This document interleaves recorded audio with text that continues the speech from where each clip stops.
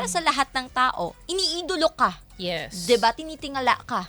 At higit sa lahat, baka yung mga, ang tawag dito, may platform ka na dapat pangalagaan mo. 'Di ba? Tama. Hindi yung dapat kung ano. Yes, I know na pagiging honest lang 'yun. Yes. But hanggang saan? Yes. Pero kasi, alam mo, Sizi, Diba? hindi lang kasi siya, it's about sa image mo eh.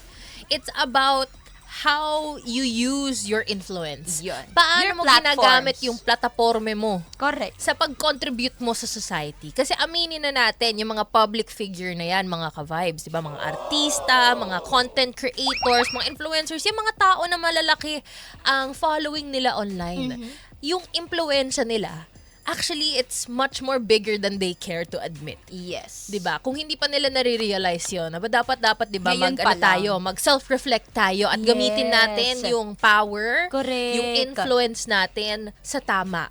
Dapat yung mas meron tayong accountability and responsibility sa mga bagay na mga sinasabi natin, And 'di ba? Bago ka magbitaw, Totoo. isipin mo muna, teka, Teka, is it, anong diba, parang, epekto nito?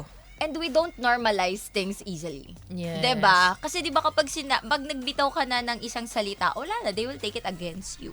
'Di ba? Whether you're telling the truth or not, pero again, you have to respect and isipin mo kung tama ba 'yun. Yes. 'Di ba? Parang ano lang, think before you speak, di ba mga Yes. ka-vibes? Ganon lang siya ka-ano rin eh. Yung isa pang issue dito is syempre, yung kay Darlene. Ayan. Yun nga, di ba? Parang ina-assume agad ng mga tao. Ano ba? Gusto niya ba, okay lang ba? Dahil Alam gwapo? mo, Di ba? Parang dahil gusto rin type din kasi niya. Hindi, Gano'n? somehow kasi, di ba? Parang, well, di ba, let's admit din naman na kapag may isang taong nagkakagusto sa atin, parang ang haba ng buhok.